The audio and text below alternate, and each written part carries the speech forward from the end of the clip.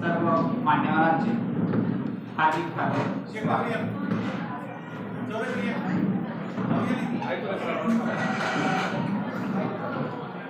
वेरूळ येण्यातील कला आणि स्थापत्य या विषयावरील अभ्यागत व्याख्यानासाठी आज आपण या ठिकाणी एकत्र जमलेलो आहोत। या कार्यक्रमाची सुरुवात आपण स्वागत ठिकाणी करूया। मी TYBच्या विद्यार्थिनींना विनंती करतो की त्यांनी स्वागत गीत सादर करण्यासाठी समोर यावे।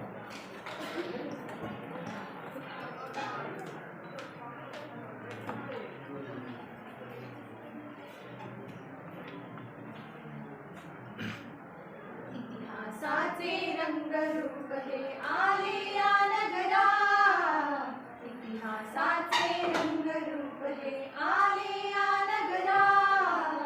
स्वागतम सुस्वागतम हा मानाचा मुजरा, स्वागतम सुस्वागतम हा मानाचा मुजरा। 10 दिशांनी गुणजन आले, सभा मंडपी स्वागत झाले। 10 दिशांनी गुणजन आले, सभा मंडपी स्वागत झाले। पूर्वनियोजित अपूर्व घडले, पूर्वनियोजित अपूर्व घडले, सावरल्या नजरा। स्वागतम सुस्वागतम हा मानाचा मुजरा, स्वागतम सुस्वागतम हा मानाचा मुजरा। नम्र कलेचे कुणी उपासक, कुणी तपस्वी, कोणी साधक।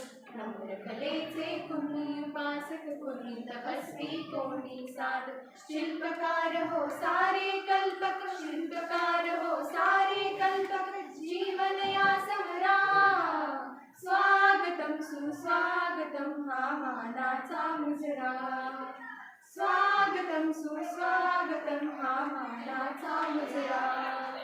इतिहासाचे रंगरूप हे आले या नगरा, इतिहासाचे रंगरूप हे आले या नगरा। स्वागतम सुस्वागतम हा मानाचा मुजरा, हा मानाचा मुजरा, हा मानाचा मुजरा।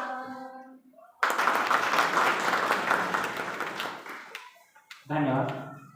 यानंतर या कार्यक्रमाचे प्रास्ताविक आणि पाहुण्यांचा परिचय करून देण्यासाठी मी निमंत्रित करतो इतिहास विभाग प्रमुख प्राध्यापक डॉक्टर अशोक कारंडे यांना।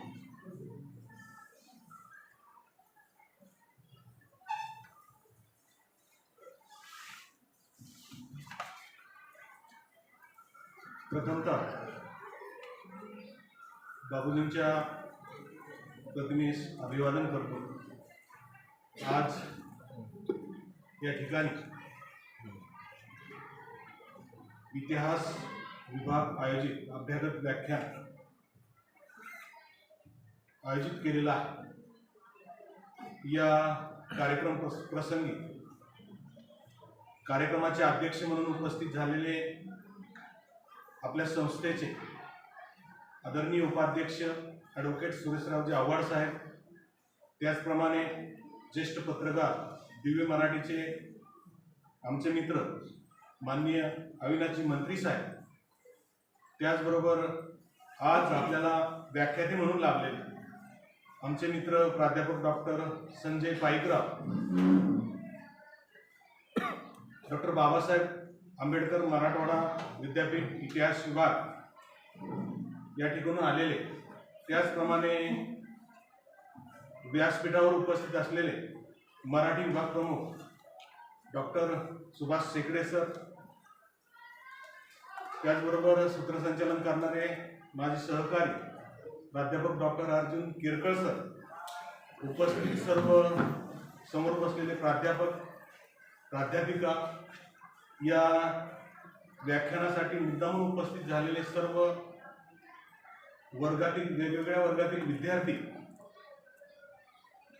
प्रथमतः सर्वांचे या ठिकाणी मी हार्दिक स्वागत करतो आणि या व्याख्यानाविषयी थोडक्यात भूमिका आपल्यासमोर ठेवतो।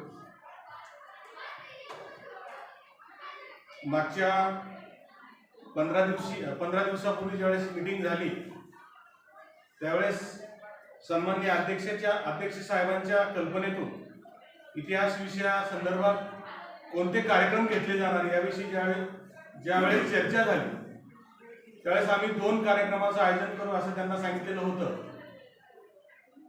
आणि मग हेरिटेज वॉक संदर्भात आम्ही मढी आणि धामणगाव या ठिकाणी जाऊन आलो.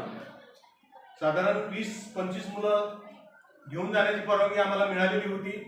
त्या पद्धतीने इतिहास विषयाचे विद्यार्थी आम्ही त्या ठिकाणी घेऊन गेलो. विद्यार्थी अनेक वेळा मढीला गेलेले होते, परंतु ऐतिहासिक संदर्भ घेऊन किंवा अभ्यास करण्याच्या संदर्भातून ज्यावेळेस विद्यार्थ्यांना त्या ठिकाणी जाण्याची संधी मिळाली. मंत्री साहेब ज्यावेळेस आम्ही धामणगाव देवीच्या त्या 2 बारवात गेलो, समोरची बारव आणि रस्त्याच्या पलीकडची बारव, मलाही आजपर्यंत माहिती नव्हतं की त्या ठिकाणी 1681चा शिलालेख त्या बारवेत आहे. होळकरांनी त्या बारवेचं बांधकाम केलं असं सांगितलं जातं आणि तो शिलालेख त्या ठिकाणी, ज्या ठिकाणी शिलालेख असतो तो मूळ पुरावा, मूळ संदर्भ त्या ठिकाणी असतो, हे लक्षात घ्या. त्याच पद्धतीने आम्ही मढीला गेल्यानंतर 6 ते 7 शिलालेख, म्हणजे गौतमी बारवे तुम्ही गेलात तर 3 शिलालेख त्या ठिकाणी आहेत. त्याची प्रत्यक्ष माहिती आम्ही विद्यार्थ्यांना दिली. त्याचबरोबर मूळ मंदिरामध्ये मढीच्या कानिफनाथ मंदिरामध्ये उजव्या बाजूला विष्णूची मूर्ती आहे आणि तुम्ही ती विष्णूची मूर्ती बारकाईने जर पाहिली तर तुमच्या असं लक्षात येईल की सर्व आयुधे त्या विष्णूच्या त्या मूर्तीमध्ये आहेत. त्याच्या पाठीमागे विविध प्राणी त्या मूर्तीच्या बाजूला आहेत, सेवेकरी आहेत. अनेक गोष्टी बारकाईने जर आपण अभ्यासल्या तर त्या आपल्याला पाहायला मिळतील. अनेक मुलांना ते डाळिंबाचं झाड नेमकी काय प्रकार आहे हे माहिती नव्हतं, परंतु त्याची माहिती आम्ही विद्यार्थ्यांना देण्याचा प्रयत्न केला. एकंदरीत विद्यार्थ्यांना ऐतिहासिक माहिती उपलब्ध व्हावी या दृष्टिकोनातून इतिहास विभागाच्या वतीने आम्ही प्रयत्न करत आहोत आणि त्याचाच एक भाग म्हणून आज या ठिकाणी आपण वेरूळ लेण्यातील कला स्थापत्य याविषयी डॉक्टर संजय पाईकराव यांचं व्याख्यान आयोजित केलं आहे. डॉक्टर संजय पाईकराव हे गेल्या 15 वर्षापासून डॉक्टर बाबासाहेब आंबेडकर मराठवाडा विद्यापीठाच्या इतिहास व प्राचीन भारतीय संस्कृती विभागात प्राध्यापक म्हणून कार्यरत आहे. त्याचप्रमाणे त्यांनी यापूर्वी जनसंवाद व वृत्तपत्र विद्या विभागात काम केलेलं आहे. त्यांचे आतापर्यंत 45 शोधनिबंध विविध जर्नल्समध्ये भारतातल्या आणि भारताबाहेरच्या प्रकाशित झालेल्या आहेत.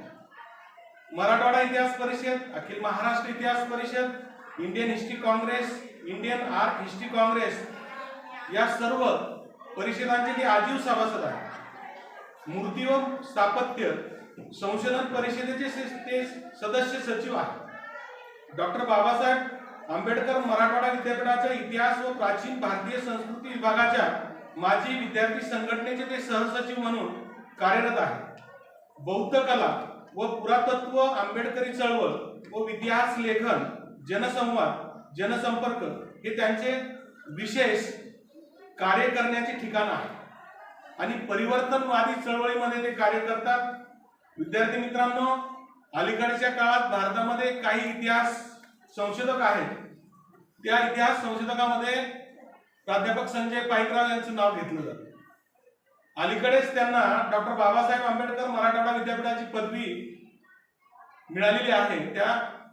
त्यांचा विषय होता PhDचा वेरूळ अजिंठ्यातील बौद्ध लेण्या याचा सूक्ष्म अभ्यास त्यांनी त्या ठिकाणी केला आहे. आणि म्हणूनच आपण अनेकदा वेरूळला जातो. वेरूळला गेल्यानंतर आपण पर्यटन म्हणून किंवा सहल म्हणून जातो, परंतु प्रत्यक्षात जे अभ्यास करणारे आहेत, जे संशोधक आहेत, त्यांच्या नजरेतून नेमकी वेगळी माहिती घेण्याचा आपण या ठिकाणी या व्याख्यानाच्या निमित्ताने प्रयत्न करणार आहोत. आणि दुसरी महत्वाची बाब तुम्हाला मी सांगतो ती अशी की पाईकराव सर हे अध्ययन आणि अध्यापनाचं काम करतातच. ते नेटसेट आहेत, PhD झालेले आहेत, वेगवेगळ्या डिपार्टमेंटमध्ये त्यांनी काम केलेलं आहे. आणि सगळ्यात दुसरी महत्वाची बाब तुमच्या समोर सांगतो ती म्हणजे अलीकडच एक 4-5 महिन्यापूर्वी त्यांचा हार्टचा बायपास सुद्धा झालेला आहे. काळाने तो त्यांच्यावर प्रचंड आघात त्या ठिकाणी केलेला आहे लक्षात. परंतु तरी ते थांबलेले नाही.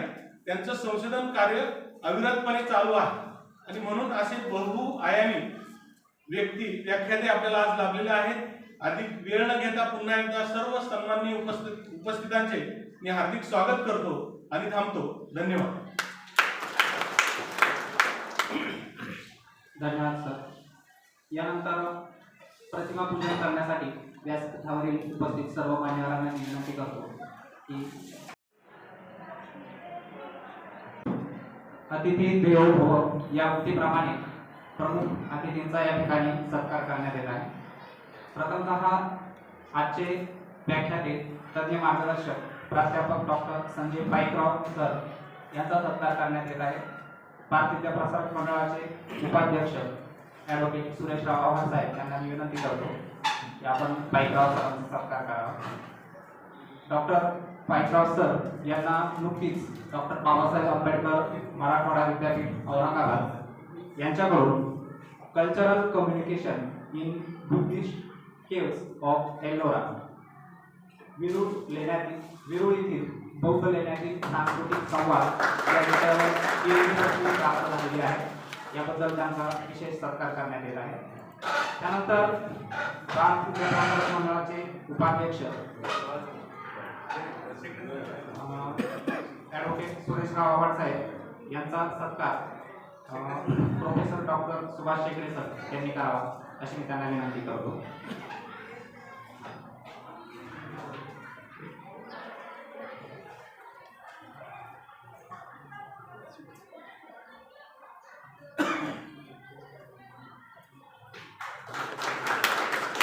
त्याचबरोबर आजच्या कार्यक्रमासाठी प्रमुख पाहुणे म्हणून उपस्थित असलेले माननीय अविनाशजी मंत्री ज्येष्ठ पत्रकार दैनिक दिव्य मराठी यांचा सत्कार इतिहास विभाग प्रमुख डॉक्टर कानडे सर यांच्या हस्ते होत आहे.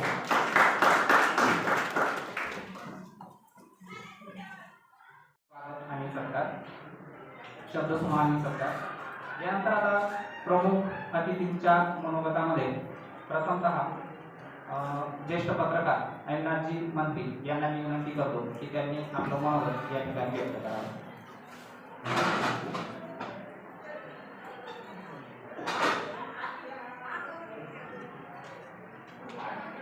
आजच्या या कार्यक्रमाचे अध्यक्ष आणि परमश्री सन्माननीय सुरेशरावजी आव्हाड साहेब यांचं व्याख्यान ऐकण्यासाठी आपण येथे उपस्थित झालेलो आहोत आणि ज्यांनी त्या विषयावर PhD मिळवलेली आहे असे डॉक्टर पाईकराव सर, इतिहास विभाग प्रमुख डॉक्टर कानडे साहेब, मराठी विभाग प्रमुख माझे मित्र सन्माननीय डॉक्टर शेकडे सर, प्राध्यापक केशव सर, समोर बसलेले चौरे सर, उपस्थित सर्व प्राध्यापक प्राध्यापिका, विद्यार्थी मित्रांनो.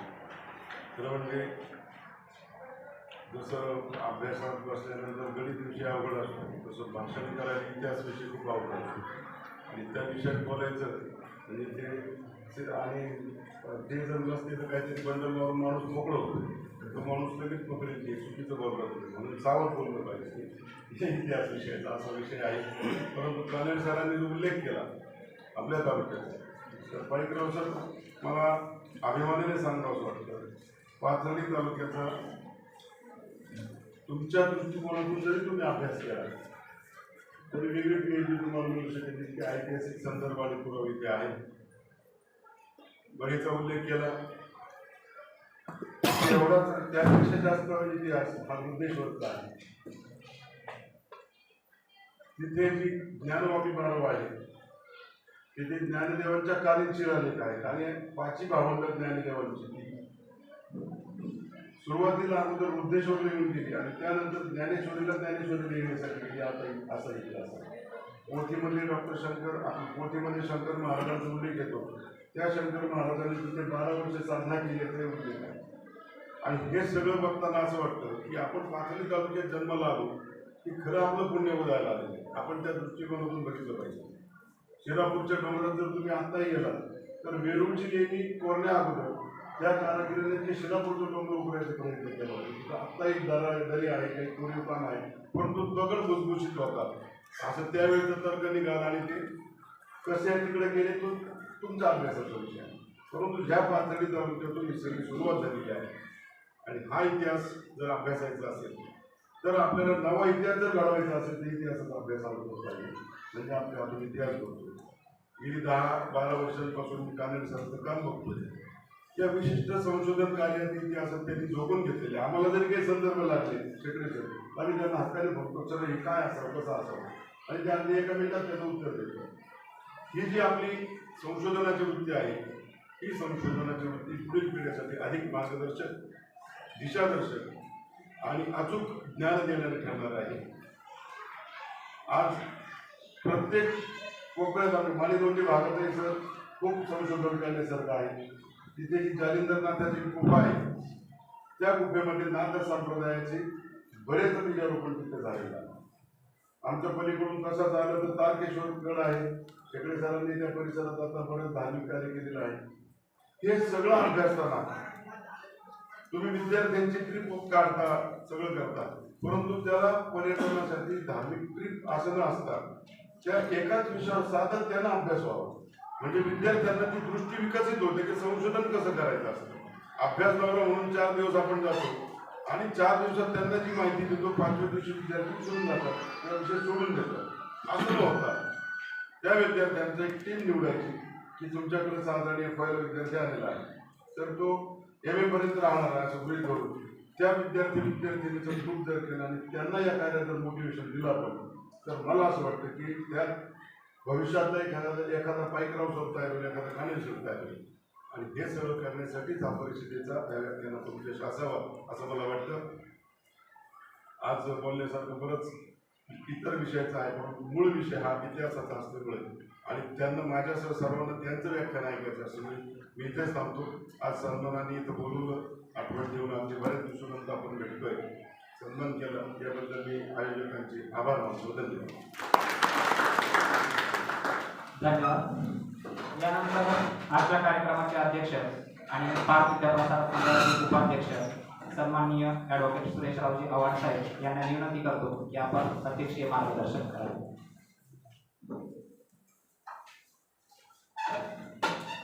आजचा हा जो कार्यक्रम आहे हा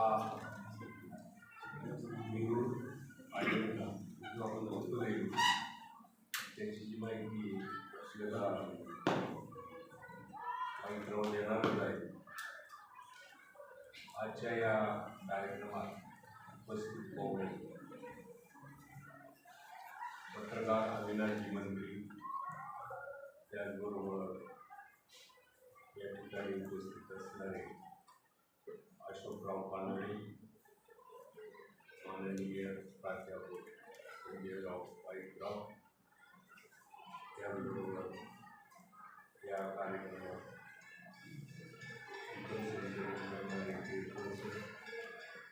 अशोकराव कानडे आणि प्राध्यापिका आणि विद्यार्थी खरं म्हणजे आज हा जो कार्यक्रम आयोजित केलेला आहे अमूल्य, चांगला आणि आपल्याला आपण जे आम्ही लहानपणी वेरूळ गेलो होतो अजिंठाला गेलो होतो तर त्यावेळेला वेरूळ अजिंठाची जी काही जाण होती किंवा माहिती ही फक्त शिल्प पाहून पुढे गेली. तर ती शिल्पाची जी माहिती ती आज आपल्याला या मार्गदर्शनात गरज आहे. म्हणजे दोहा जो आहे दोहा नथनी ती सियारणी सुमर तुझे नाक दिया जी सियारणी फुल गई.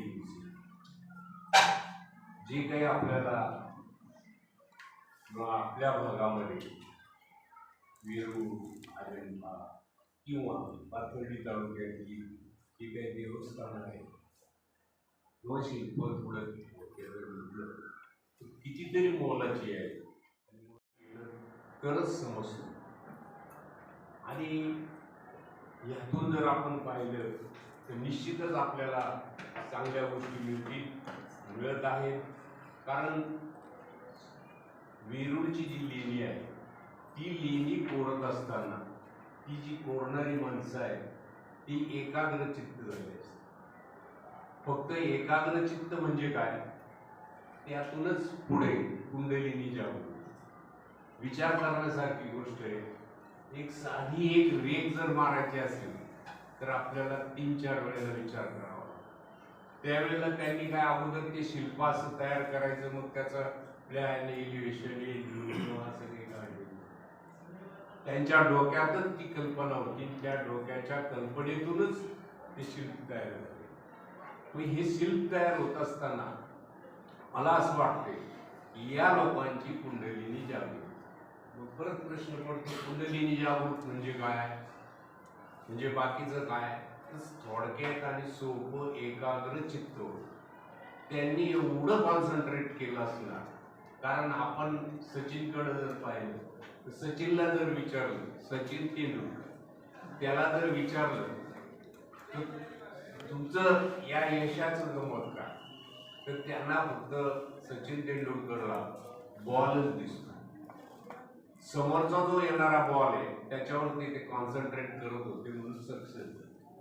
त्याच पद्धतीने ज्या वेळेला महाभारतामध्ये अर्जुनाला विचारलं गेलं की अर्जुना तुला काय दिसतं समोर, अर्जुन म्हटला मला त्या पक्षाचा डोळा दिसतो.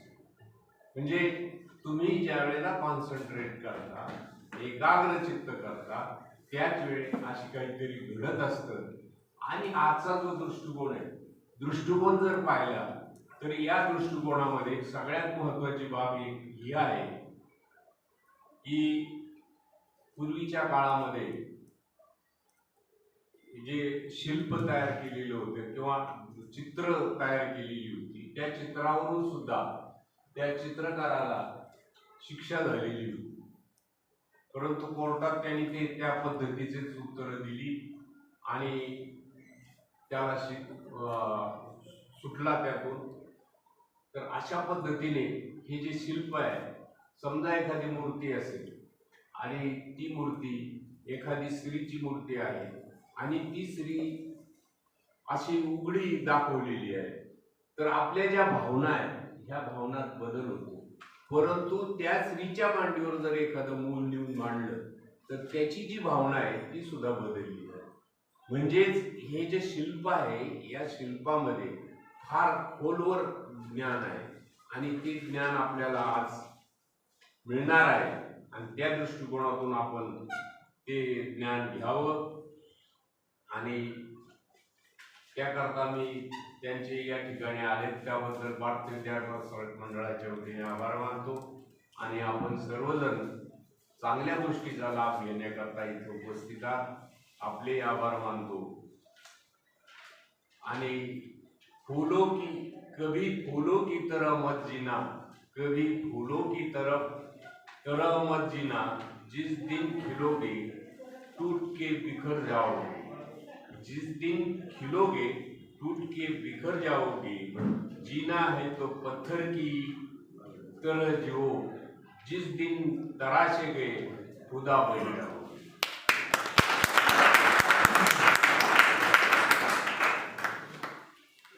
आणि अशा प्रकारे या ठिकाणी आपल्याला कायम टिकायचं असेल, लेण्या कायम आहे, तर आपण सुद्धा या पद्धतीनेच अभ्यास करावा.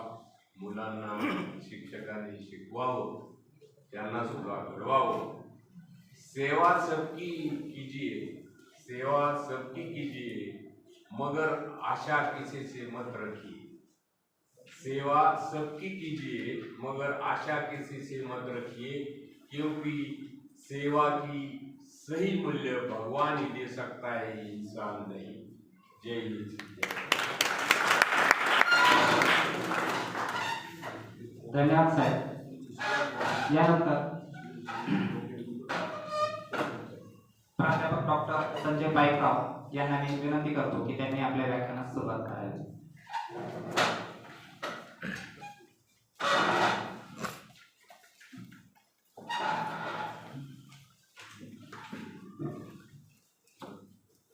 या कार्यक्रमाचे अध्यक्ष भारतीय शिक्षण संस्थेचे उपाध्यक्ष पवार साहेब,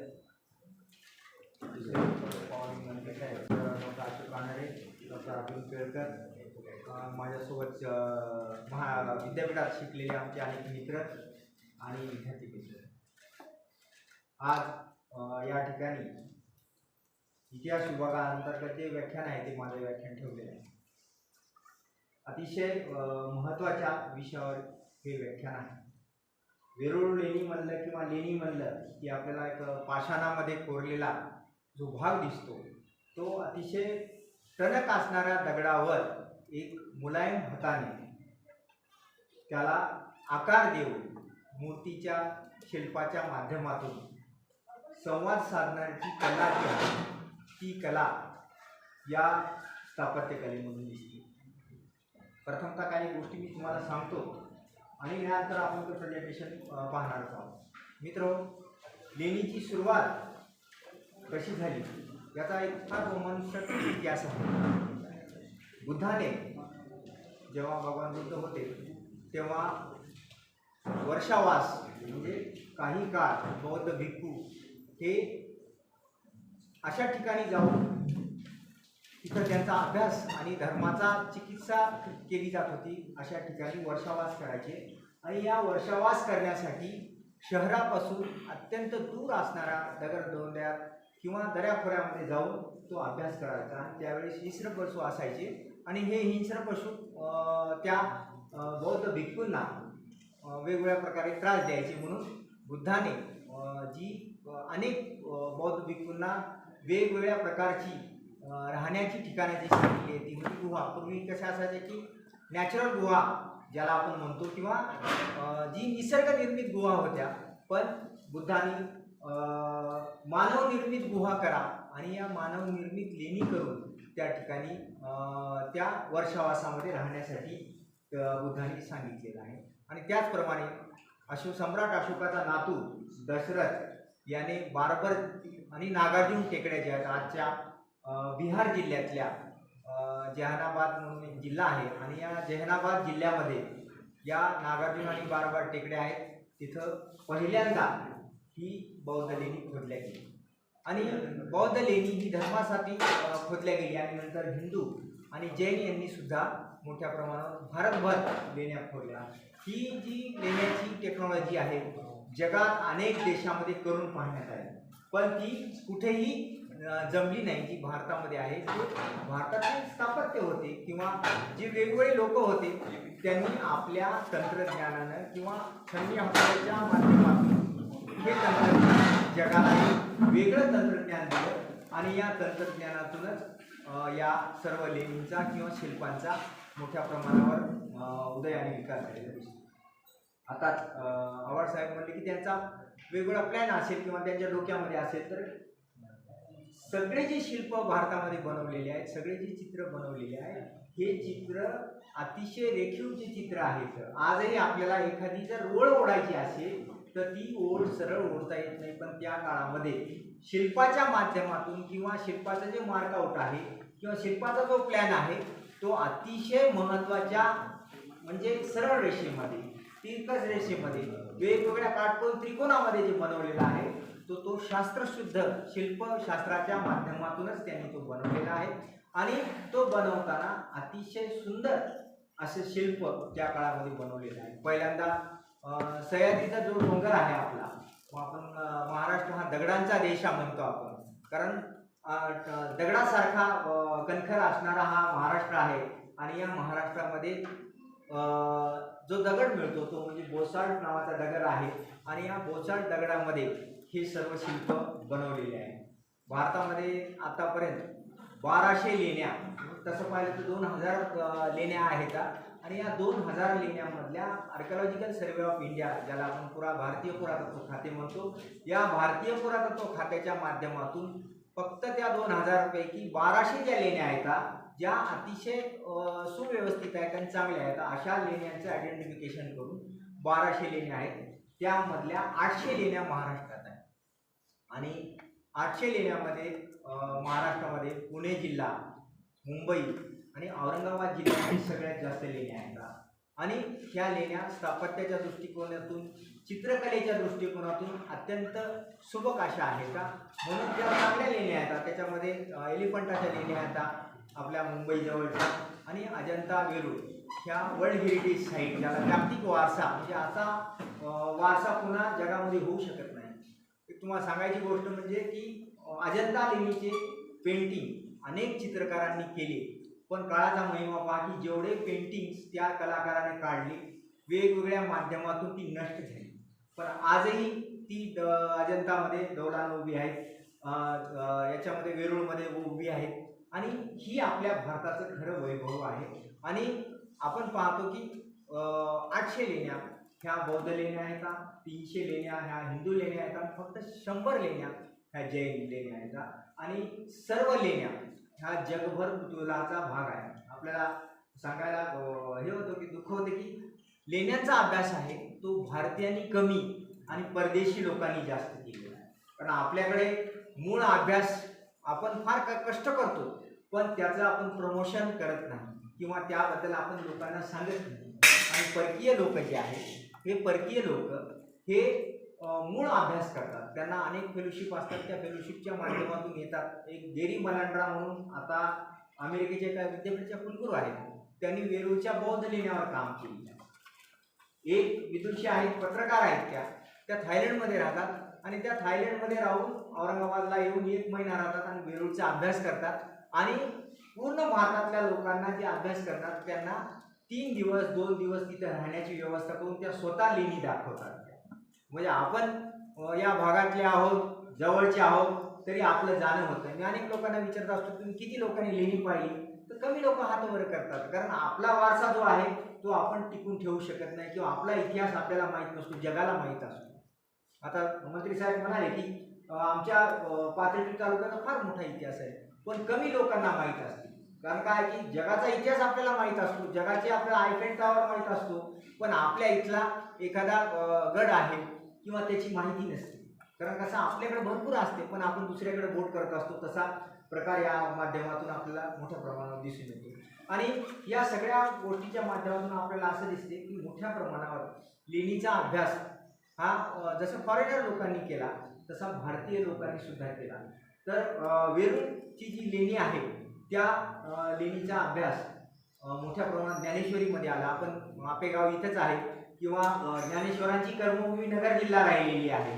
या ज्ञानेश्वरीमध्ये सुद्धा 50 वेळेस वेरूळचा उल्लेख आलेला आहे की ज्ञानेश्वरांनी लिहून ठेवले की वेरूळचे असं एक स्थापत्य आहे, त्या स्थापत्यामध्ये मोठ्या प्रमाणावर अशा वेगवेगळ्या प्रकारच्या मूर्त्या आहेत, आणि या मूर्त्या वेगवेगळ्या माध्यमाच्या आहेत, आणि त्याच्यातून लोकांशी संवाद साधण्याचं काम या लेण्यांनी केलेलं आहे. आणि हे काम त्या काळापासून ते आत्तापर्यंत संवाद साधण्याचं काम करतात. रवींद्रनाथ टागोर म्हणतात एका ठिकाणी की हजारो पुस्तकं वाचली तरी तुम्हाला ज्ञान मिळणार नाही, पण एखादं शिल्प पाहिलं तर ते तुम्हाला ज्ञान, किंवा अज्ञानी जे लोक आहेत त्या अज्ञानी लोकांना संज्ञान करण्याचं काम शिल्पकला करतात. भारतामध्ये आपण पाहिले की 64 कला आहेत, आणि या 64 कलेमध्ये वेगवेगळ्या कला आहेत. त्या कलांमध्ये चित्रकला आणि शिल्पकला ही भारताची एक वैशिष्ट्यपूर्ण देण आहे. आणि जगभरातले अभ्यासक सातत्यानं या वेगवेगळ्या माध्यमातून येतात.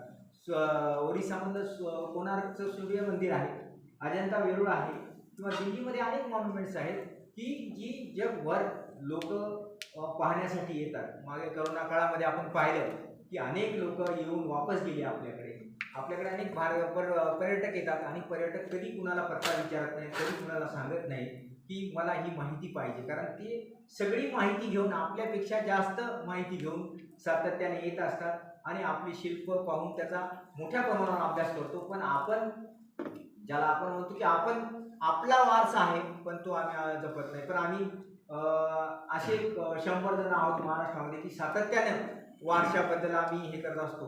औरंगाबादला आम्ही हेरिटेज वॉक घेत असतो, आणि या हेरिटेज वॉकच्या माध्यमातून आपल्या शहराचा जो वारसा आहे तो वारसा सातत्यानं दाखवण्याचा प्रयत्न करत असतो, आणि तोही मोफत. कारण काय आहे की पुणे मुंबईला आम्ही पाहिलं किंवा दिल्लीला पाहिलं की हेरिटेज वॉक घेतात आणि त्याला 500 रुपये 1000 रुपये फीस लावतात, आणि तो पैसे देऊन लोक जात असतात. पण आम्ही मोफत दाखवत असतो लोकांना, जास्तीत जास्त त्याचं ज्ञान लोकांना चांगल्या चांगल्या तज्ञाच्या माध्यमातून देत असतो. पण तरी लोक तेवढ्या उत्साह जो आहे तो उत्साह लोकांचा आपल्याला दिसून येत नाही. तरी असो, ह्या सगळ्या गोष्टी तर होतच असतील. आता आपण आपल्या मूळ विषयाकडे वळणार आहोत. जे आपला जो विषय आहे तो म्हणजे वेरूळ कला आणि स्थापत्य. जर आपण पाहिलं तर एलोरा हे औरंगाबाद जिल्ह्यातील युनेस्को न जे जागतिक वारसा स्थळ आहे ते इसवी सन 600 ते 2000 या कालखंडातील कलाकृतीसह बौद्ध, हिंदू आणि जैन स्मारक असले जगातलं सगळ्यात मोठं, ज्याला मोनोलिथिक म्हणतात, की एकाच पाषाणामध्ये सगळं कोरलेलं आहे. आणि हे सगळं एकाच ठिकाणी. एक दुसरी गोष्ट सांगायची म्हणजे की जगामध्ये बौद्ध, हिंदू आणि जैन एकाच ठिकाणी तुम्हाला कुठेही दिसणार नाही, फक्त वेरूळमध्ये दिसेल. औरंगाबादपासून फक्त 23 किलोमीटर अंतरावर. आणि महाराष्ट्राची जी रांग आहे, जी चरणाद्री रांग म्हणतो आपण डोंगराची, त्या चरणाद्री रांगेमध्ये वेरूळ हे वसलेलं आहे.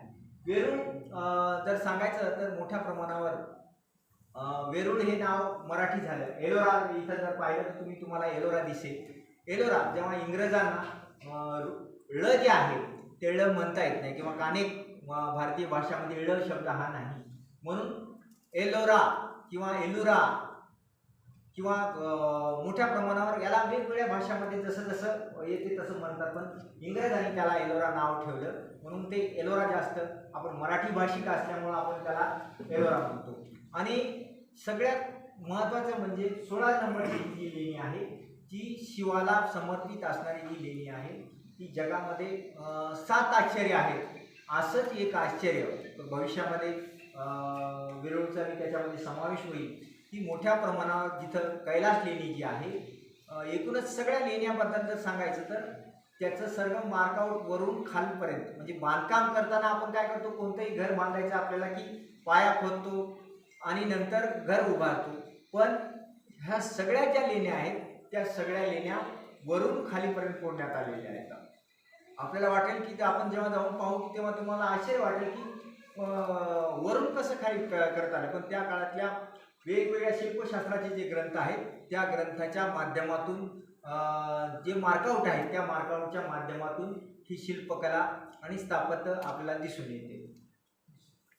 आता एकूणच जर पाहिलं तर त्या भागामध्ये, वेरूळच्या भागामध्ये 100 लेण्या आहेत.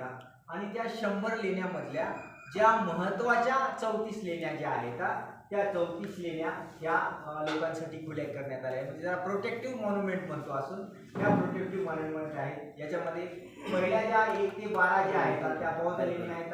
17 हिंदू लेण्या आहेत, ज्या 13 ते 29 आहेत. आणि 5 ज्या लेण्या आहेत त्या जैन लेण्या आहेत. आणि प्रत्येक लेण्यामध्ये त्या त्या धर्माबद्दलचं तत्वज्ञान किंवा चित्र जे शिल्पांकन केलेलं आहे, चित्र जे आहे, शिल्प जे आहे, ते शिल्प त्या त्या धर्मातल्या कथा परंपराचा परिपाक आपल्याला दिसून येईल. एकूणच जर ही लेणी कोणी जर बनवली असेल तर पहिल्यांदा वाकाटकांच्या आणि बदामीचे जे चालुक्य आहेत त्यांच्या काळामध्ये, राष्ट्रकूटांच्या काळामध्ये आणि यादव वंशाच्या काळामध्ये ह्या लेण्या बनलेल्या आहेत. म्हणजे वाकाटक असतील किंवा राष्ट्रकूट असतील किंवा यादव वंश असतील, ही धर्माने हिंदू होते.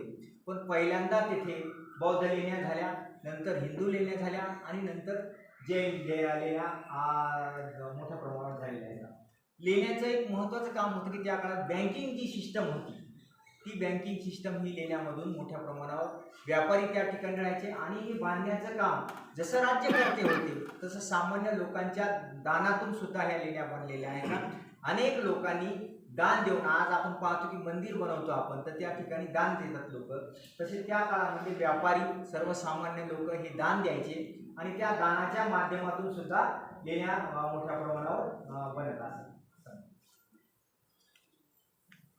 आता एकूण जर हा नकाशा जर पाहिला तर लेणी क्रमांक 1 ते लेणी क्रमांक 34 जे आहे या 2 किलोमीटरचं अंतर आहे. आणि या 2 किलोमीटरच्या अंतरामध्ये ह्या सगळ्या 34 लेण्या आपल्याला दिसून येतात. हे जे सगळ्यात ते मोठं दिसतंय हे ते कैलास लेणी आहे. हे पहिल्या 1 ते 12 ह्या बौद्ध लेण्याला 13 ते 30 ह्या ज्या लेण्या आहेत ह्या हिंदू लेण्या आहेत आणि 31 ते 34 ह्या 5 लेण्या जैन लेण्या आहेत. आणि जसं कैलास लेणी आहे तसं तुम्हाला वेरूळमध्ये जैन लेण्यामध्ये छोटा कैलास म्हणून आहे, जो कैलासाचा प्रकार आहे आणि तसंच प्रकारचे ते छोटा कैलास म्हणजे मोठ्या कैलासा जसं कैलास लेणी आहे तशीच मोठी लेणी सुद्धा या ठिकाणी बनवण्यात आलेली आहे. हां, आता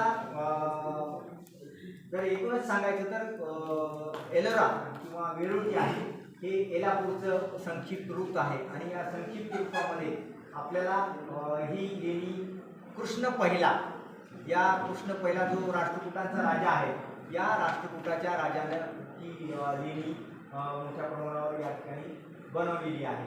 आणि जो बोसाड जो आहे त्या बोसाडचा आपल्या डेक्कनचा जो प्लेटू आहे सगळा प्रांत आहे या प्रांतामध्ये असल्यामुळे मोठ्या प्रमाणात हा अतिशय शिल्पकलेसाठी अतिशय चांगला दगड असल्यामुळे आणि ज्वालाकी मूर्तीमधून तो खडक तयार झाल्यामुळे त्या ठिकाणी आपल्याला मोठ्या प्रमाणावर त्या मूर्त्या आणि शिल्प आपल्याला मोठ्या प्रमाणावर दिसून येतील आणि शिल्पकारांनी मोठ्या प्रमाणावर आपल्या कल्पकतेतून शास्त्रातून हा जो सगळा आविष्कार घडवलेला आहे. आता याची जी कालगणना आहे ती कालगणना आपण पाहू की पहिल्यांदा या ठिकाणी हिंदू लेण्या बनल्या ज्या इसवी 550 ते इसवी 600 बौद्ध जो टप्पा आहे तो म्हणजे इसवी 600 ते 730 आणि नंतरचा जो हिंदू आणि जैन टप्पा आहे तो म्हणजे 730 ते 950 अशा मोठ्या कालखंडामध्ये एकूण 1000 वर्ष अशा कालखंडामध्ये या लेण्या बनलेल्या आहेत. पहिल्या ज्या लेण्या आहेत त्याच्यामध्ये बौद्ध स्मारक जे आहेत लेणी क्रमांक 1 ते 12 जर आपण पाहिलं तर 630 ते 730 या माध्यमात या लेण्या बांधलेल्या आहेत. बदामीचे जे चालुक्य आहेत जे दक्षिणेमध्ये अतिशय सुंदर असे मंदिर बांधीव स्थापत्याचे आहेत त्यांच्या कालखंडामध्ये बौद्ध लेणी बनलेल्या आहेत. ते 5वे ते 8वे शतक यामध्ये ही लेणी निर्माण झालेली आहे. त्याच्यामध्ये 2 टप्पे आहेत मोठ्या प्रमाणावर म्हणजे पहिली 1 ते 5 लेणी हे इसवी सन 400 ते 600 आणि दुसरी जी लेणी आहे 6 ते 12 ही 650 ते 750. परंतु आधुनिक विद्वान आणि हिंदू लेण्याचा जर कालखंड बघितला तर त्यामध्ये मोठ्या प्रमाणात बौद्ध लेणी छान आपल्याला मोठ्या प्रमाणावर दिसून येतात. वेगवेगळ्या ग्रंथामध्ये सुद्धा याचा वेगवेगळा उल्लेख आपल्याला आढळून येतो. एक 5 नंबरची जी लेणी आहे त्या 5 नंबरच्या लेणीमध्ये साहित्यामध्ये मोठ्या प्रमाणात आपल्याला वेगवेगळी नावं आढळून येतात की 5 नंबरची जी लेणी आहे तिला महारवाडा असे लेणी म्हणतो आपण किंवा 11-12 जी 2 मजली आणि 3 मजली लेणी आहे तिला थोरला राजविहार वेगवेगळे नाव आहेत समोर येणारच आहे. तर आपण जर पाहिलं तर 6 नंबर 5 नंबर 2 नंबर 3 नंबर आणि 5 नंबर आणि नंतरच्या कालखंडामध्ये 4 नंबर 7 नंबर 8 नंबर आणि 10 नंबर आणि 9 नंबर आणि क्रमांक 11 आणि 12 ज्याला 2 आणि 3 ताळ म्हणतात. जर तुम्ही प्रत्यक्ष तिथं जर पाहायला गेला तर तुम्हाला भारतामध्ये 2 दुसऱ्या मजल्याच्या लेण्या दिसतील पण तिसऱ्या मजल्याच्या लेण्या दिसणार नाही. पण वेरूळ ही लेणी अशी आहे ज्यामध्ये तुम्हाला 3 मजले आता जे आपण जसे घराचे 3 मजले असतात त्या 3 मजले बांधण्याचं काम केलं. आणि तुम्हाला सांगायला आश्चर्य वाटेल की चक्रधर स्वामी ज्यांना जेव्हा विष प्रयोग झाला तेव्हा चक्रधर स्वामी या 12 नंबरच्या लेणीमध्ये महिनाभर राहिलेले आहेत आणि तिथं राहून त्यांनी लीळाचरित्रामध्ये या सगळ्या लेणीचं वर्णन वेगवेगळ्या मराठी शब्दामध्ये केलेलं आहे की हे जे वेरूळ आहे ते वेरूळ कधी न संपणार आहे. कारण पायी चालायचे ते रोज आपण आज म्हणतो की आपण वॉक करतो सकाळी किंवा फिरतो तसं चक्रधर स्वामी बाईसा आणि त्यांचे सर्व शिष्य हे 1 नंबर लेणीपासून 34 लेणीपर्यंत जायचे आणि ते चलत जायचे तर त्यांचे पाय थकायचे आणि ते म्हणायचे मग इतका वेळ कसं काय लागतो आपल्याला फिरायला. तर ते सांगायचे की आपण सगळ्या लेण्या पाहून येतो रोज. म्हणजे 1 महिना चक्रधर स्वामी राहिले आणि चक्रधर स्वामीने 1 महिना त्या लेणीमध्ये जिकडे तिकडे फिरण्याचं काम केलं आणि 1 महिना विश्रांती घेण्याचं म्हणजे ते विश्रांतीला आपण जातो की हॉलिडे रिसॉर्टमध्ये जातो तसं आजही गेला तुम्ही लेण्याचं एक वैशिष्ट्य भारतीय लेण्याचं वैशिष्ट्य उन्हाळ्यात जर गेला तर तुम्हाला अतिशय थंड असा थंडावा बसतो. म्हणजे आपण AC चालू करतो आणि AC मध्ये बसतो, पण आपल्याला तेवढं थंड जाणवणार नाही. तेवढी अतिशय सुंदर शीतल अशी हवा आणि पाण्याची व्यवस्था असणार आहे. प्रत्येक लेणीमध्ये पोडी नावाचा एक प्रकार आहे. पोडी म्हणजे तिथं पिण्याच्या पाण्याची व्यवस्था करण्याचं काम प्रत्येक लेणीमध्ये होत होतं. आणि प्रत्येक लेणीमध्ये, मोठ्या लेणीमध्ये पोडी आहे आणि त्या पोडीच्या माध्यमातून तिथले जे बौद्ध भिक्खू होते किंवा धर्मगुरू होते ते तिथलं पाणी वापरायचे, जेवणाला पाणी वापरायचे, आंघोळीला पाणी वापरायचे, वेगवेगळ्या प्रकारचं पाणी वापरायचे. तर तुम्ही पितळखोऱ्याला गेलात तर पितळखोरा ही पश्चिम भारतातली पहिली लेणी आहे. आणि या पहिल्या लेणीमध्ये मोठ्या प्रमाणावर वॉटर मॅनेजमेंट, ज्याला आपण पाण्याचं व्यवस्थापन आहे, ते पाण्याचं व्यवस्थापन, फिल्टरनं पाणी, आज आपण जे फिल्टरचं पाणी पितो तसं मोठ्या प्रमाणावर पाणी साठवण्याची आणि त्याच्यातून कचरा वाहून जाण्याची सुद्धा मोठ्या प्रमाणावर नागाचा फणा आहे आणि त्या नागाच्या फणामधून पाणी पडते, म्हणजे फिल्टरवरून पाणी पडते ते, आणि ते पिण्यासाठी सगळ्यात उपयुक्त आहे. तसंच कानेरीच्या लेणीत सुद्धा मोठ्या प्रमाणावर ही अशी व्यवस्था करण्यात आलेली की आज जी व्यवस्था आपल्याकडे नाही, सांडपाण्याची व्यवस्था, ती सांडपाण्याची व्यवस्था तशी लेण्यामध्ये आहे. तसं आपण हडप्पन जी संस्कृती आहे त्याच्यामध्ये सुद्धा आपण मोठ्या प्रमाणात पाहत आलेले आहे. त्या आता ही जर पाहिली की पहिल्या लेणीपासून, ती सगळ्यात शेवट आहे ती, त्या पहिल्या लेणीपासून ही 5व्या नंबरच्या लेणीपर्यंतचा हा सगळा एक हे दिसतो. पहा तो दगड आज सुद्धा, म्हणजे जेव्हा पाऊस पडते तेव्हा तिथून पाणी इतक्या जोरात वरून येते की अतिशय, म्हणजे पाहण्यासाठी अनेक लोक जून जुलैच्या महिन्यामध्ये विशेष पाहायला येतात. आणि अशी ग्रीनरी असते की माणसाला तिथून निघू वाटत नाही. म्हणजे एकदा जर वेळूला गेला तुम्ही, सकाळी जर गेला तर संध्याकाळपर्यंत येऊ वाटत नाही, कारण तो पूर्ण जो परिसर आहे तो अतिशय भारावलेला परिसर, म्हणजे शिवाचा आहे, बुद्धाचा आहे, पार्श्वनाथाचा आहे, महावीराचा आहे, सगळा सहवास आपल्याला त्या माध्यमातून मोठ्या प्रमाणावर जाणवतो. यानंतर इथे 5 नंबरची लेणी आहे, 10 नंबरची लेणी आहे, 11 आणि 12 ह्या बौद्ध लेणीमधल्या सर्वोत्कृष्ट अशा लेण्या आपल्याला दिसून येतात. 5 नंबरची लेणी मी तुम्हाला सांगितलं की अतिशय सुंदर अशी लेणी आहे, ज्या लेणीमध्ये आताच्या काळात डायनिंग टेबल जशी असायचे त्या डायनिंग टेबलच्या माध्यमातून जेवण करण्याची व्यवस्था तिथं होती. आणि जेवण केल्यानंतर तिथंच अभ्यास करणे, त्या काळामध्ये वेगवेगळ्या शस्त्रास्त्राचा अभ्यास करण्यासाठी, शास्त्राचा अभ्यास करण्यासाठी त्या ठिकाणी टेबलची व्यवस्था आहे. दगडी टेबल आहे. तुम्ही जर गेलात त्याला महारवाडा सुद्धा म्हणतात. अनेक लोक वेगवेगळी नावं देतात, पण ज्या जगातल्या सगळ्यात चांगले जे पुस्तक किंवा temple of India, James Fergusson आणि जेम्स बर्जेस नावाचे 2 भाऊ होते, ते इंजिनियर होते ब्रिटिशांच्या काळामध्ये. ते सातत्यानं पूर्ण भारतभर त्या घोड्यावर बसून पूर्ण लेण्यांचा त्यांनी अभ्यास केलेला आहे. आणि जेव्हा त्यांचं बनारस हिंदू विद्यापीठामध्ये व्याख्यान होतं, त्यांनी सांगितलं की अशा लेण्या जगात कुठेही नाही. पूर्ण लेण्यांचं डॉक्युमेंटेशन बनवलं. भारतीयांकडे कला आहे, या सगळ्या कला भारतीयांनी बनवलेल्या आहेत, पण त्याचं डॉक्युमेंटेशन कुठेही केलेलं नाही. ते डॉक्युमेंटेशन जेम्स फर्ग्युसन आणि जेम्स बर्जेसने केलेलं आहे. त्याच्यामधल्या ज्या वेरूळमधल्या ज्या आहेत, 5, 10, 11 आणि 12 ह्या लेण्या आहेत. 10 नंबरची जी लेणी आहे तिला विश्वकर्मा लेणी म्हणतात. की या जे सुतारांचे आद्य दैवत म्हणतो विश्वकर्मा, ही सुतारानं बनवलेली लेणी आहे म्हणून त्याला विश्वकर्मा लेणी म्हणतात. आणि ही विश्वकर्मा लेणी स्थापत्याच्या दृष्टीने अत्यंत महत्त्वाची लेणी आहे. या 10 आणि 11 मार्चला दरवर्षी बुद्धाच्या पायापासून ते बुद्धाच्या डोक्यापर्यंत एक सूर्यप्रकाश उत्तरायण असल्यामुळं आणि या उत्तरायणामुळे हे सूर्यप्रकाश पडतो, पायापासून ते त्या डोक्यापर्यंत पडतो. आणि जेव्हा ते दृश्य जर पाहिलं तुम्ही तर अत्यंत रोमहर्षक असं दृश्य आहे. आणि हे दृश्य पाहण्यासाठी आम्ही दरवर्षी, मी आतापर्यंत त्याचे 10,000 फोटो काढले या 5 वर्षामध्ये. यावर्षी सुद्धा आम्ही तो मोठ्या प्रमाणात इव्हेंट घेत असतो, कारण फक्त महालक्ष्मी जी कोल्हापूरची महालक्ष्मी आहे आणि आताच रिसेंटमध्ये याला सुद्धा वेरूळ अजंताला सुद्धा त्याचा असा सूर्यप्रकाश पडतो, पण ते यावर्षी लोकांना माहीत झालं.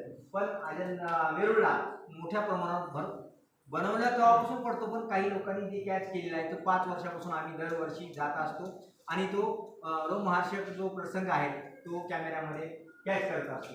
11 नंबरची जी लेणी आहे ती अतिशय महत्त्वाची. मी तुम्हाला आता सांगितलं की मोठ्या प्रमाणावर 2 मजले 3 मजले हे 11 नंबरची लेणी 2 ताल म्हणतात त्याला. आणि ही 2 ताल असणारी लेणी जी आहे ती नंतर 1985ला गाळ असल्यामुळे काही लोकांचे तिथं काम करताना पाय फसायचे आणि पाय फसत असताना त्यांनी ती खोदण्याचा प्रयत्न केला की बाबा ही माती किती आहे, तर माती खोदण्याचा खाली सुद्धा एक मजला मिळाला. म्हणजे ती 2 ताळ नसून ती 3 ताळ आहे. आणि मग 1985 नंतर त्याला सुद्धा 3 ताळ आणि 12 नंबरची जी लेणी आहे ती सुद्धा मोठ्या प्रमाणावर म्हणजे 3 ताळ असणारी ही लेणी आहे.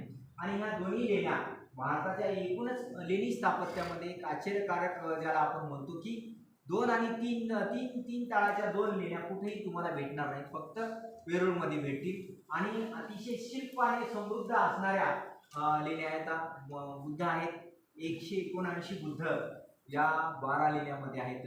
बोधिसत्वाची अनेक चित्र आहेत, बोधिसत्वाचे अनेक शिल्प आहेत. बोधिशक्ती ज्या म्हणतो ज्याला आपण तारा नावाची जी बोधी शक्ती आहे ती अतिशय महत्त्वाची शक्ती जी आहे ती फक्त आपल्याला मोठ्या प्रमाणावर कान्हेरीच्या लेण्यात आणि वेरूळच्याच लेण्यात दिसतात, इतर कोणाही ठिकाणी दिसणार नाही. आणि ती 10 नंबरची जी लेणी आहे अतिशय सुंदर आहे. त्याचं चित्र तुम्हाला दाखवणार ते समोर की मोठ्या प्रमाणावर अशा लेण्या ज्या आहेत त्या फक्त आपल्याला वेरूळच्या मध्ये दिसतात. इवन अजंतामध्ये सुद्धा असा प्रकार मोठ्या प्रमाणावर आपल्याला दिसून येतो. त्यानंतर 11 आणि 12 तुम्हाला सांगितलं की मोठ्या प्रमाणावर ह्या लेण्या वज्रयान पंथ जो आहे बौद्धामधला ज्यामध्ये सगळ्यात जास्त शिल्पकला जी बनलेली आहे ही वज्रयान किंवा ज्याला तंत्रयान म्हणतो आपण.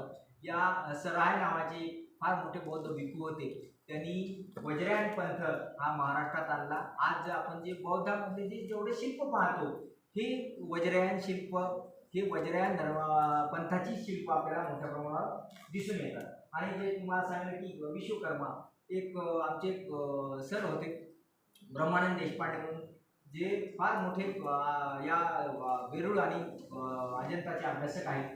ते जेव्हा दरवेळेस जायचे तेव्हा गुजरात आणि राजस्थानमधल्या अनेक विवाहित जोडपे हे विश्वकर्माच्या पूजेसाठी यायचे. त्यांनी अनेक वेळेस हटकलं की बाबा तुम्ही दोघं लग्न झालेली इथं कसे काय आले, तर ते सांगायचे हे बुद्ध नसून आमचे विश्वकर्मा आहे. विश्वाची जी निर्मिती केली त्याला कार्पेंटर म्हणतो आपण, सुतार जो म्हणतो, तर कार्पेंटर केव्ज इंग्रजीमध्ये त्याला कार्पेंटर केव्ज म्हणून आपल्याला मोठ्या प्रमाणावर अनेक पुस्तकामध्ये मोठ्या प्रमाणावर आढळून येते. आणि त्यांनी सांगायचे की ही बुद्ध आहे, ही विश्वकर्मा नाही. तर अनेक वेळेस त्यांना मार खावा लागला आणि मार खाऊन तरी ते थांबले नाही, तर ते सातत्याने सांगायचे की ही विश्वकर्मा नसून हे बुद्ध आहेत.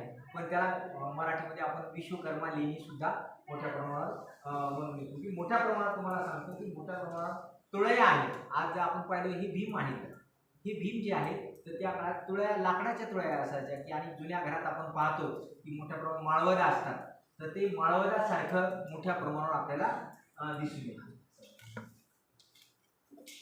हे जे आहे ही जे 10 नंबरची लेणी आहे अतिशय शिल्पकलेने समृद्ध असणारी जी लेणी आहे. जर आपण पाहिलं तर तिथं घटपल्लव स्तंभ जे आहेत तर वेगवेगळे स्तंभ आहेत.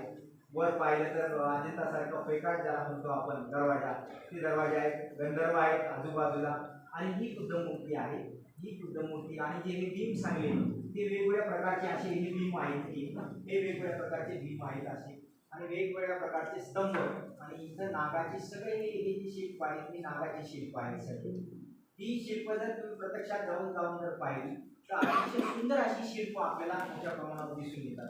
हे जो बुद्ध आहे तर इथं जाऊ नये लोक म्हणून बुद्धाचा काय करतात लोक, आपल्याकडे कसं आहे की आपली प्रॉपर्टी अशी कुठे जाऊन बसतात, तर बुद्धाच्या मांडीवर जाऊन बसणे, कुठेतरी जाऊन बसणे. म्हणून आर्किओलॉजिकल सर्वे ऑफ इंडियाने मोठ्या प्रमाणावर काय केले की या ठिकाणी प्रोटेक्टिव्ह असणारे सगळे लाकडं लावलेले आहेत तिथे, आणि तिथे जाऊ नये.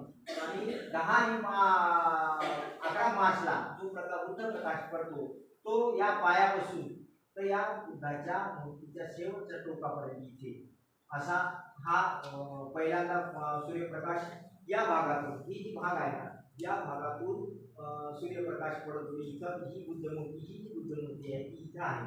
आणि या इथून जो प्रकाश पडतो ते इथल्या बौद्ध मूर्तीवर पडतो, म्हणजे वरून खाली पडतो. आपण आता हे पाहतो आपण याचं रिफ्लेक्शन दिसत आहे, तसं रिफ्लेक्शन इथून त्या बुद्धाच्या मूर्तीवर पडते आणि बुद्धा ज्याला म्हणतो आपण की उन्हात नाहून निघाल्या किंवा ज्याला सोनं आपण वितळतो म्हणतो की त्याला पारेख जी सोन्याची आहे ती दाखवण्याचं काम या शिल्पकलेतून वेरूळच्या मोठ्या प्रमाणात दाखवण्यात आलं होतं. आता त्याचा जो दुसरा भाग जो आहे तो म्हणजे हिंदू स्मारक आहे, ज्याचे हिंदूच्या लेण्या आहेत का. तर 6व्या शतकाच्या मध्यापासून ते 8व्या शतकामध्ये मोठ्या प्रमाणावर कलचुरी किंवा त्या काळातल्या राष्ट्रकूट कालखंडामध्ये त्या लेण्या बनवलेल्या आहेत.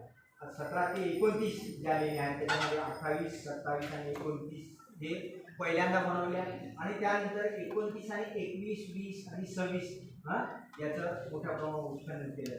17वी आणि 28वी ह्या शेवटच्या लेण्या होत्या. म्हणजे लेण्या बनवताना मी कशा बनवल्या लेण्या, जसं जसं काम चांगलं आहे, जसा जसा दगड आहे त्यानुसार त्या बनवलेल्या आहेत आणि त्याला नंबर हे नंतरच्या कालखंडामध्ये दिलेले आहेत. आपण काय म्हणतो की हे तुम्ही आयडेंटिफिकेशन कसं केलं, तर आयडेंटिफिकेशन हे इंग्रजांनी काय केलं की याचं सगळ्याचं मेजरमेंट घेणे, त्याचं डॉक्युमेंटेशन बनवले, त्याचं पिक्चरायझेशन बनवले, त्याचे प्लॅन बनवले, सगळ्या गोष्टीचे मोठ्या प्रमाणावर प्लॅनसुद्धा मोठ्या प्रमाणात दिले आणि त्यानंतर 14 नंबर आहे, 15 नंबर आहे, 16 नंबर आहे ह्या राष्ट्रकूट राज्यकर्त्यांनी बांधलेल्या आहेत. त्या 8व्या शतक ते 10व्या शतकामध्ये आपल्याला मोठ्या प्रमाणावर बांधलेल्या दिसून येतात.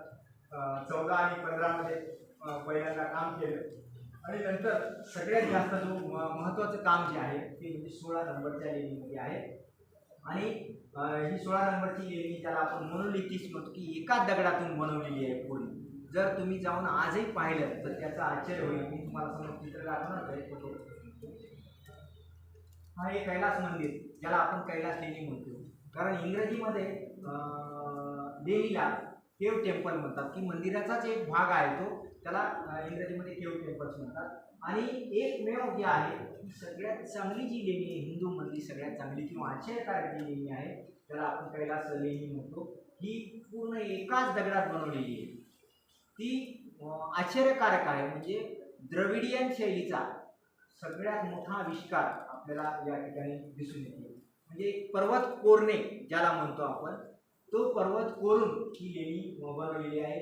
ही एक मजली लेणी आहे. म्हणजे जसं आपण बौद्ध लेण्यामध्ये पाहिले की 2 मजली 3 मजली लेणी आहे, तसं कैलास लेणी ही 1 मजली आहे. म्हणजे वरून तुम्हाला आजही आपल्याला शिड्या जशा आपण बनवतो तशा शिड्या बनवलेल्या आहेत आणि एक मोठा प्रदक्षिणा पथ आहे.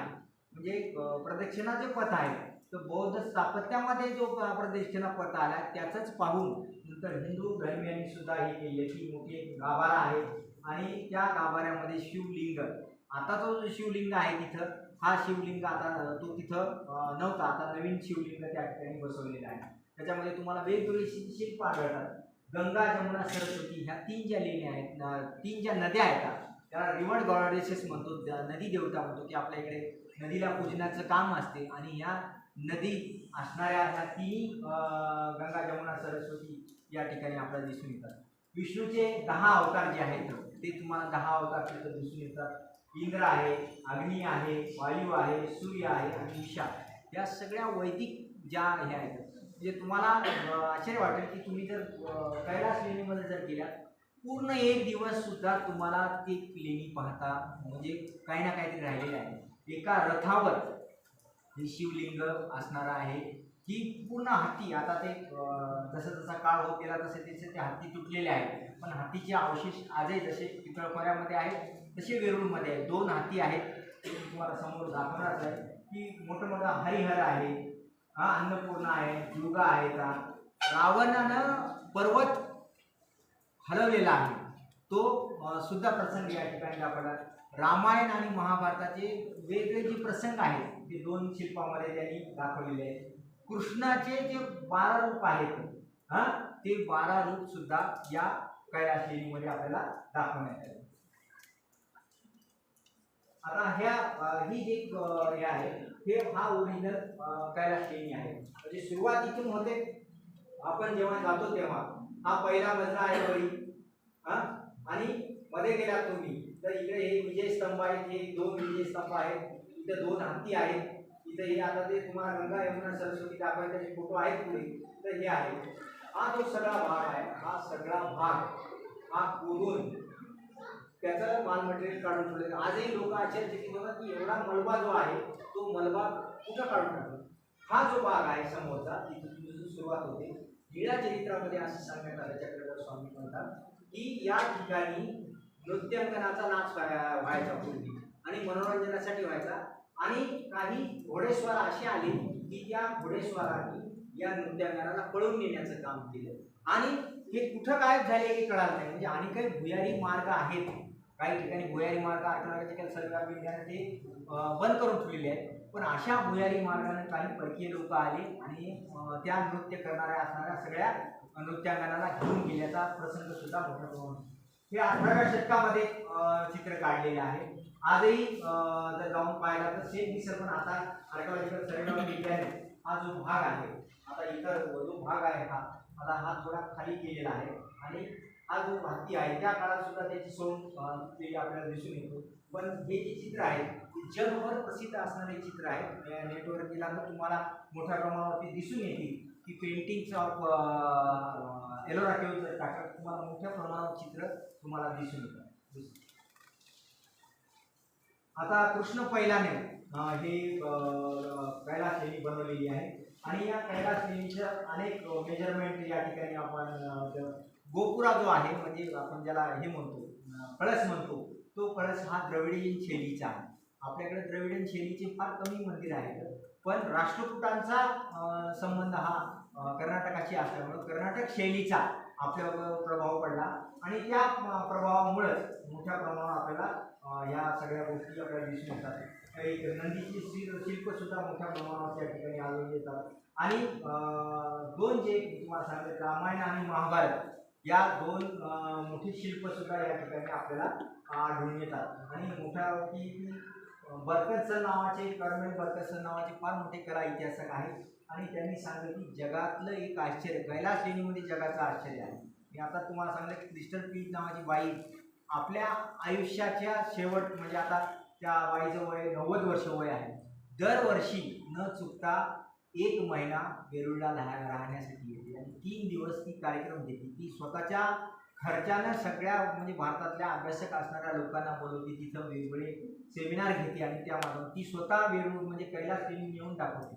आपण या भारताचे निवासी आहोत, आपण रहिवासी आहोत, पण आपण कधी पाहायला सुद्धा जात नाही. पण ती बाई जर्मन असणारी बाई युद्ध पत्रकार होती, व्हिएतनाम युद्ध कव्हर करायला आली आणि या आशिया खंडाच्या प्रेमात पडून ती व्हिएतनाममधून थायलंडमध्ये राहायला गेली. पण तिचं कार्यक्षेत्र औरंगाबाद आहे. ती दरवर्षी येते. आता माझं 4 दिवसापूर्वीच फोनवर बोलणं झालं की तिला यायचं आहे, पण आता सध्या या कोरोनाच्या कालखंडामध्ये ती येऊ शकत नाही. पण तिची आस्था जी आहे ती हमेशा आर्किओलॉजिकल सर्वे ऑफ इंडियाला पत्रव्यवहार करते. आमच्या सगळ्या सारख्या अभ्यासक लोकांना सातत्याने फोन करून त्या कैलास लेणीची ती चिंता करते. म्हणजे आपण भारतीय असून सुद्धा आपल्याला आणि त्याच्याबद्दल तेवढी माहिती नाही. पण ती बाई परकीय बाई आपल्या स्थापत्याबद्दल तिला जिव्हाळा आणि प्रेम आहे. तरी आपणही आपल्या पद्धतीनं त्या लेण्यावर किंवा त्या स्थापत्यावर आपण प्रेम करणारच आहोत. नंतर जी आहेत ते म्हणजे जैन स्मारक आहे, ज्याला दिगंबर पंथीय स्मारक आपल्याला मोठ्या प्रमाणावर आढळून येतात. जी 5 जी लेणी आहेत त्या अतिशय सुंदर अशा लेणी आहेत. आणि सगळ्यात मोठं आश्चर्य म्हणजे जैन पेंटिंग जे आहेत किंवा जैन शिल्प जे आहे अतिशय सुंदर जी शिल्प आहेत या लेण्यामध्ये तुम्हाला मोठ्या प्रमाणावर आढळून येतात. जसं बौद्ध शिल्प आहेत, हिंदू शिल्प आहेत, त्याचप्रमाणे मोठ्या प्रमाणावर आपल्याला हे शिल्पसुद्धा आढळून येतात. आणि त्याच्यामध्ये म्हणजे जैन धर्मामध्ये 24 तीर्थंकार झाले, ज्याला जिन म्हणतो आपण. या जिनांचे पूर्ण शिल्प ही शिल्प आपल्याला जैन लेणीमधून आढळतात. त्यामध्ये वेगवेगळे यक्ष आहेत, म्हणजे ज्याला यक्ष म्हणजे वेगवेगळ्या रक्षण करते, जे त्याला आपण द्वारपाल म्हणतो किंवा पद्मपाणी वज्रपाणी जे म्हणतो, ती तशीच जैनामध्ये सुद्धा आहे की यक्ष जी आहे तर त्याला स्त्री निसर्ग देवता म्हणतात किंवा यक्षाला पुरुष निसर्ग देवता म्हणतात. ही जैनामधल्या ज्या पौराणिक कथा आहेत त्या कथेच्या माध्यमातून आपल्याला ते शिल्पांकन या ठिकाणी करण्यात आले.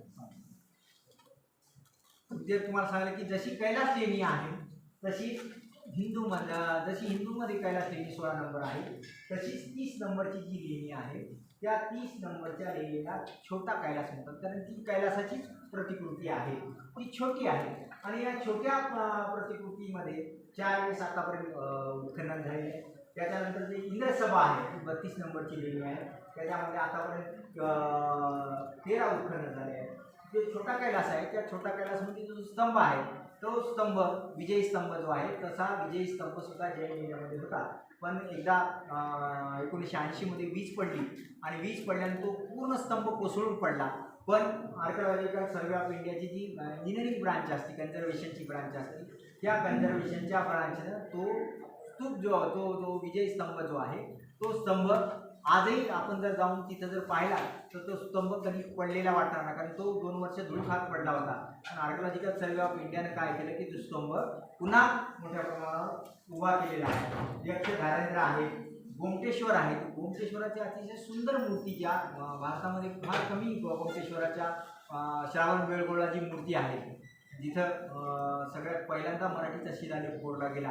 त्या शिलालेखाच्याच ठिकाणी जी गोमटेश्वराची मूर्ती आहे त्याच तोडीची मूर्ती वेरूळमध्ये आपल्याला दिसून येते. वर्तमान महावीराच्या सुद्धा मोठ्या प्रमाणावर आपल्याला मूर्त्या दिसून येतात. आणि वेगवेगळ्या आसनं जे आहेत त्या आसनामध्ये सिंहासन असो किंवा हत्तीवर वेगवेगळे हत्ती असो, या हत्तीवर आपल्याला प्रतिकृती मोठ्या प्रमाणात दिसतात. सिद्धिका आहे का, वेगवेगळे जे आसन आहेत ते आसन आपल्याला दिसून येतात. आता ही जी इंद्रसभा जी आहे ही सुद्धा 2 मजली आहे. म्हणजे ही कैलास 11-12 हे 3-3 मजली आहेत. कैलास लेणी 1 मजली आहे.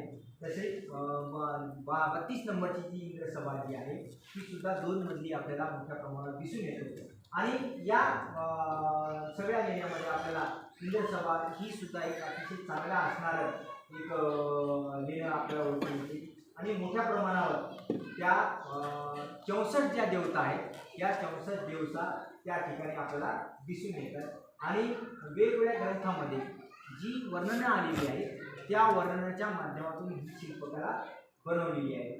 तर तुम्हाला सांगायला आश्चर्य वाटेल की अतिशय सुंदर अशा पेंटिंग ज्या आहेत का अजंतासारख्या पेंटिंगसुद्धा एलोरामध्ये आहेत का.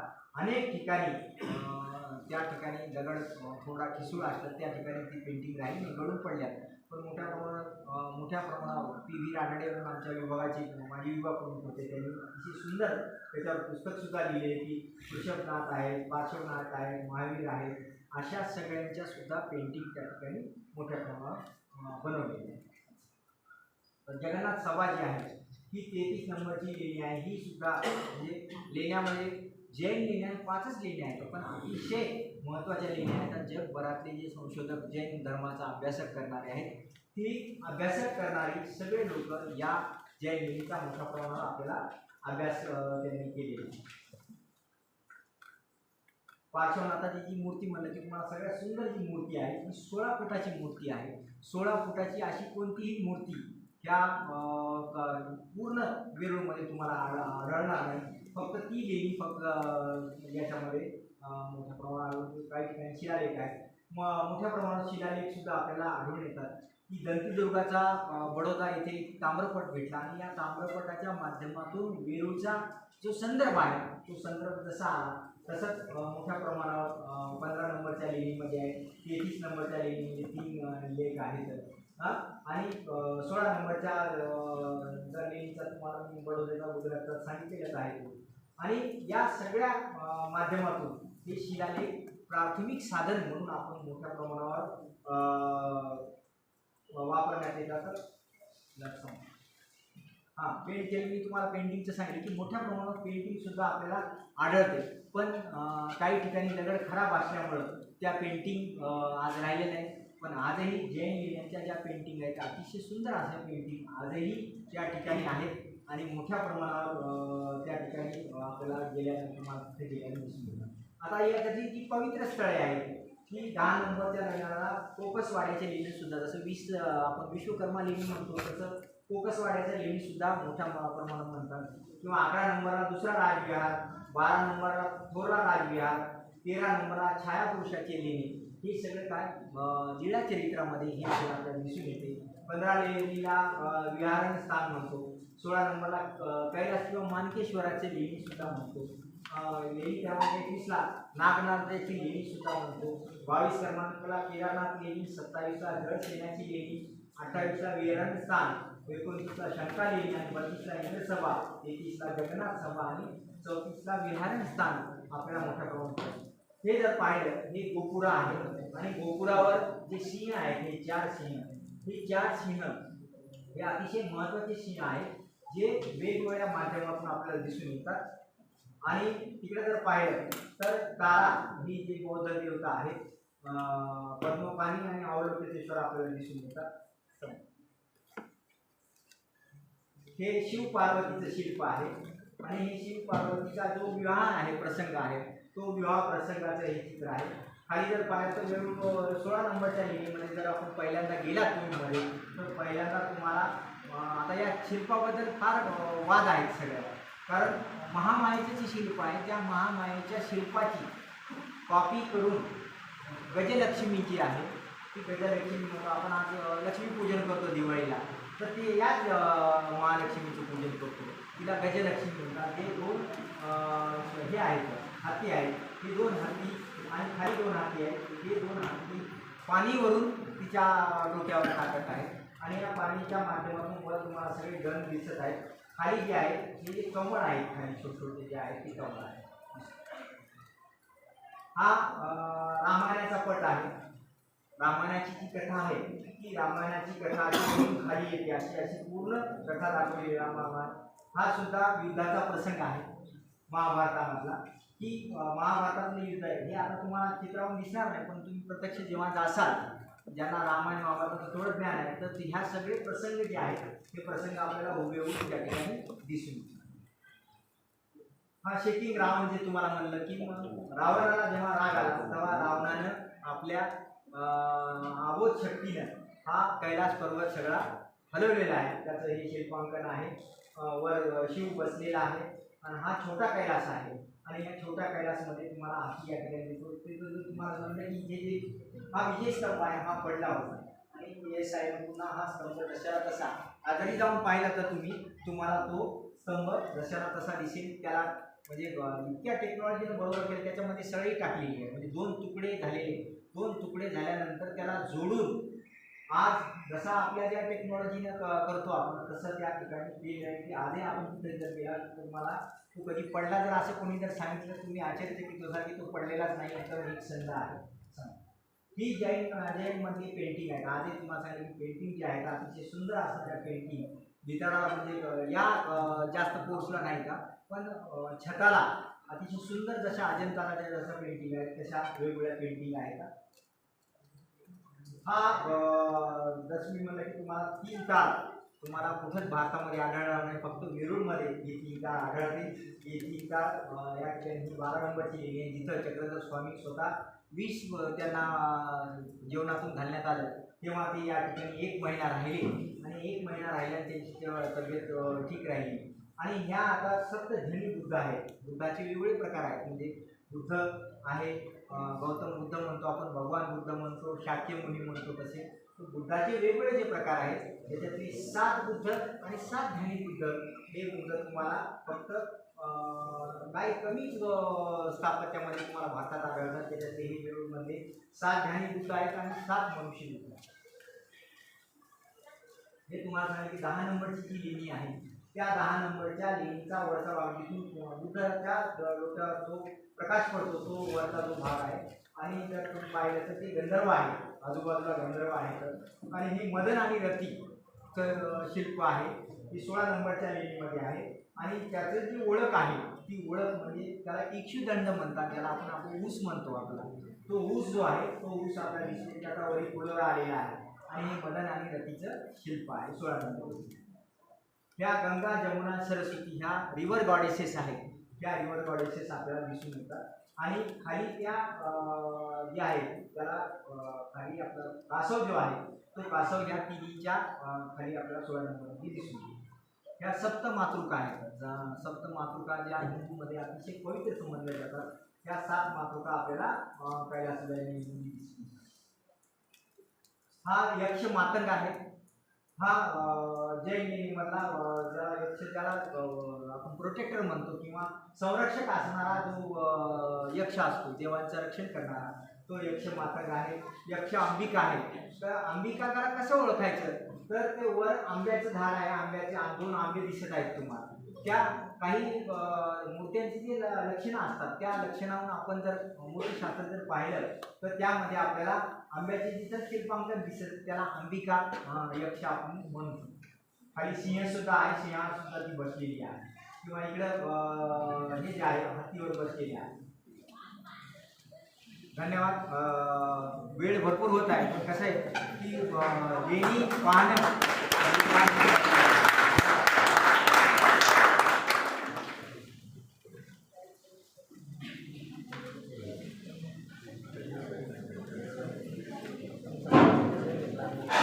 धन्यवाद सर. आपल्या व्याख्यानामधून अभ्यासपूर्ण मांडणी आपण केलेली आहे आणि विरूळ लेण्यांचं चित्र आमच्या सर्वांसमोर आपण अभ्यासपूर्ण पद्धतीने मांडलेलं आहे. या कार्यक्रमाचे आभार व्यक्त करण्यासाठी मी प्राध्यापक सुरेखा चेपटे मॅडम यांना निमंत्रित करतो.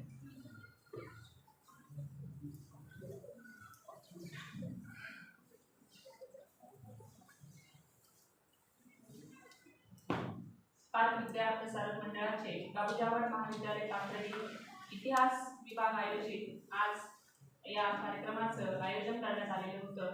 या कार्यक्रमाचे अध्यक्ष आणि आपल्या स्पार्क विद्या प्रसारक मंडळाचे उपाध्यक्ष सन्माननीय ॲडव्होकेट सुरेश रावते आव्हाड साहेब या ठिकाणी उपस्थित राहिले, आपल्याला मार्गदर्शन केलं. मी महाविद्यालयाच्या वतीनं आणि आपल्या सर्वांच्या वतीनं त्यांचे आभार व्यक्त करते.